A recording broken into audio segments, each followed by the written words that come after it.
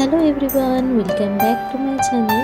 আজকেও একটা খুব ঘরোয়া সাধারণ রান্না নিয়ে চলে এসেছি, যেটা হচ্ছে বেগুন আলু দিয়ে একটা মাছের ঝোল, যেটা আমরা কম বেশি বাঙালিরা মাঝের মধ্যেই বানিয়ে থাকি, বিশেষ করে যেদিন মনে হয় একটু হালকা কিছু খাবো। তো প্রথমেই মাছগুলোকে ভালো করে ধুয়ে পরিষ্কার করে নুন হলুদ মাখিয়ে নেব। আর আমাদের বাঙালিদের মাছের ঝোলের মধ্যেই একটা বিশেষ আকর্ষণ আছে। আর আমাদের এই বাঙালিদের মাছের ঝোল খেতে বিশ্বাস করো অনেক অবাঙালিরাও ভীষণ ভালোবাসে। কারণ আমি বহু বছর তোমাদের অনেকবারই বলেছি যে আমি কলকাতার বাইরে ছিলাম, ওয়েস্ট বেঙ্গলের বাইরে ছিলাম। তো সেখানে অনেকে আমাকে এরকম একটা প্রশ্ন করতো যে तुम लोगों को जो फिश वाला जो करी होता है वो बहुत टेस्टी होता है, तो हमेशा स्पाइसी नहीं ज़्यादा आप लोग यूज़ करते। তো আমি বলতাম হ্যাঁ। তো এরকমই একজন খুব মুমূর্ষু রোগী ছিলেন, যিনি হালকা মাছের ঝোল খেতে চেয়েছিলেন আমার হাতে। তো সেটা করে দেওয়ার সৌভাগ্য আমার হয়েছিল। তো এইরকম ঝোল রান্না করতে গিয়ে আজ এই কথাগুলো মনে পড়ে গেল, তাই ঘটনাটা তোমাদের সঙ্গে শেয়ার করলাম। তাদের বাড়িতে মাছ রান্না হয় না, আর সেই কারণেই সেই মাছ রান্নার দায়িত্বটা আমার উপরে পড়েছিল। তো তাকে এরকমভাবেই হালকা করে ঝোল করে দিয়েছিলাম। কিন্তু তারা মাছ রান্না মানেই ওরা ভাবে ভীষণ অনেকটা পরিমাণ পেঁয়াজ, অনেকটা পরিমাণ রসুন বা অনেক স্পাইসি দিয়ে এটা রান্না করতে হয়। কিন্তু সবটাই পড়বে খুব সামান্য পরিমাণ। দেখো, প্রথমেই যেটা করলাম, মাছটা ভাজতে দিয়ে দিচ্ছি। এখানে একটা মাঝারি সাইজের টমেটো, তার সঙ্গে একটু আদা, রসুন আমি এটার মধ্যে ইউজ করছি না আজকে। রসুন নর্মালি আমি সব রান্নাতে দিতে পছন্দ করি, কারণ রসুনটা আমাদের শরীরের জন্য বেশ ভালো, কিন্তু এটাই দিলাম না। আর 1 ইঞ্চি মতন আদা, সেটাকে মধ্যিখান থেকে টুকরো করে নিলাম। আর কাঁচা লঙ্কা, এটাকে আমি একটু পেস্ট করে নেবো, মিক্সিতে ঘুরিয়ে নেবো। পেঁয়াজটা আমি বেটে দেবো না, পেঁয়াজ বেটে দিলে না ঝোলটা ভীষণ আরও রিচ লাগে খেতে, তাই জন্যে একদম হালকা পাতলা করব বলেই। আর এই ঝোলটা আমাদের বাড়িতে মোটামুটি সবাই খেতে ভালোবাসে। একদম যে রুগীর ঝোল ট্যালট্যালে সেরকম হয় তা নয়, অথচ খেতে বেশ ভালো হয়।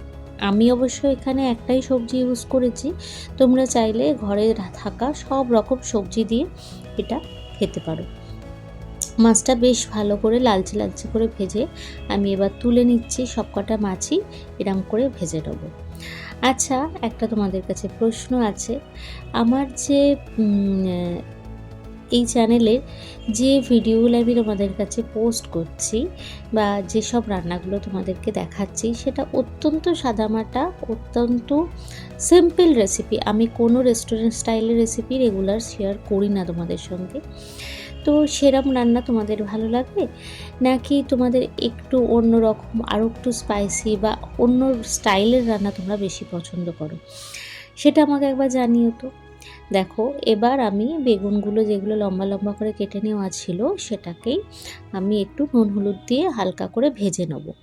খুব ডিপ ফ্রাই তো করবো না, কিন্তু সব সবজিগুলোই হালকা হালকা করে আমি ভেজে নেব। একসঙ্গে অনেকে ভাজে, কিন্তু একসঙ্গে ভাজলে কি হয় বলো তো, একদম বেগুন তো নরম তাড়াতাড়ি হয়ে যায়, একদম নরম হয়ে নেতিয়ে পড়ে। তাতে ঝোলে দিলে আরও বেশি গলা গলা মতন লাগে, সেই টেস্টটা অন্যরকম আসে। তাই জন্য আমি কি করলাম, আগে আমি বেগুনটা, তেলটা যেটুকুনি ছিল সেটার মধ্যেই, খুব বেশি যে তেল মিশিয়েছি এর মধ্যে তা নয়, সেটা দিয়েই আমি একটু নুন হলুদ দিয়ে, তোমরা যদি চাও এর মধ্যে তোমরা অল্প একটু গুঁড়ো লঙ্কা ইউজ করতে পারো। আমি যেহেতু একদমই এটা হালকা করার চেষ্টা করছি, তাই জন্যে আমি এর মধ্যে এক ফোঁটাও কোনো লাল রেড চিলি পাউডার ইউজ করছি না। তো দেখতেই পেলে আমার এগুলো মোটামুটি ভাজা হয়ে গেছে। ভেজে আমি এবার এগুলো তুলে নিচ্ছি। এবার আবারও কড়াইতে একটু তেল দেবো, কারণ তেলটা যেটুকুনি দিয়েছিলাম আমার এই ভাজাতে পুরোটাই টেনে গেছে। তো তেলের পরিমাণটা তোমরা তোমাদের হিসেব মতন দিতে পারো, খুব কম তেলও করতে পারো, আবার যেটুকুনি দরকার সেটা। আমি এখানে যেটুকুনি তেল দেব, ওই বড় টেবিল স্পুনের 2 টেবিল স্পুন মতন তেল ইউজ করছি। তারপরে আমি এর মধ্যে আলুগুলো ভাজতে দিয়ে দেবো। আলুগুলো বেশ ভালো করে আমি ভেজে নেব।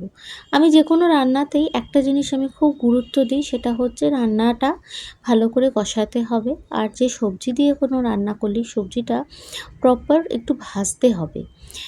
আর একটা কাঁকরোল ছিল এক্সট্রা, জানো তো? তাই ভাবলাম সেই একটা কাঁকরোল না ফেলে দিয়ে এর মধ্যে একটু দিয়ে দিই, খেতে মন্দ লাগবে না। এবার আমি একটা পেঁয়াজ কুচো করে রেখেছিলাম, সেটাই এর মধ্যে দিয়ে দিলাম। পেঁয়াজটাও খুব যে বড় সাইজের পেঁয়াজ তা নয়, একটু মাঝারি সাইজের পেঁয়াজ, খুবই হালকা করে করব বলে বেশি খুব একটা পেঁয়াজ রসুন ইউজ করতে চাইছি না। এরপরে যেমন রেগুলারের মশলাগুলো হয়, জিরে, ধনে, হলুদ, নুন। ও তার আগে যে মিক্সিতে বেটে রাখা মশলাটা ছিল, মানে ভুলেই গেছিলাম, সেটা দেওয়ার পালা। সেটা দিয়ে ভালো করে আবারও গ্যাসের ফ্লেমটা এই সময় কিন্তু আমি বেশ খানিকটা কমিয়ে নিলাম। আর তেল যেহেতু কমে ইউজ করব, তাই জন্য ফ্লেমটা কমিয়ে আমি এটাকে নাড়িয়ে চাড়িয়ে নেব।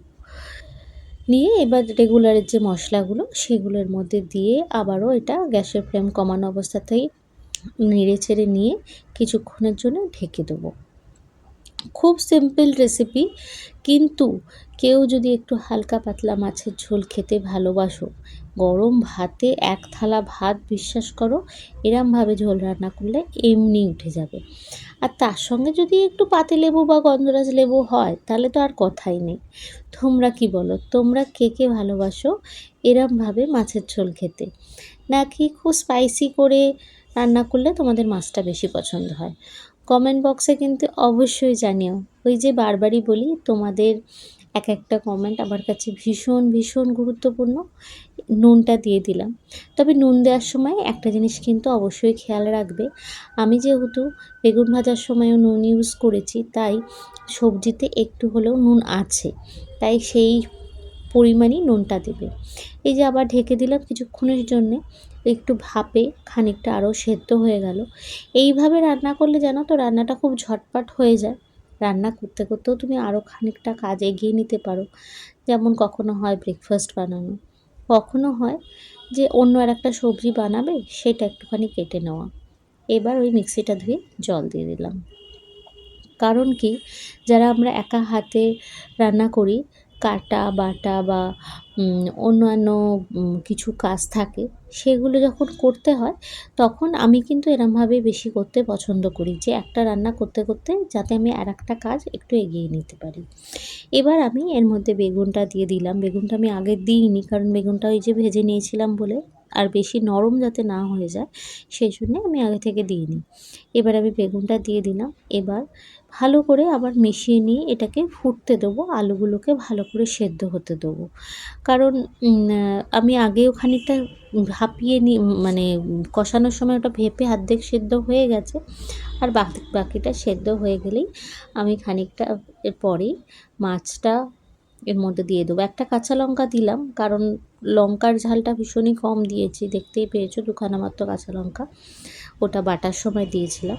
এবার আমি এর মধ্যে মাছগুলো সব দিয়ে দিলাম, কারণ মাছের ঝোলের মধ্যে মাছের গন্ধটাও থাকা খুব দরকার, নাহলে খেতে টেস্ট হয় না।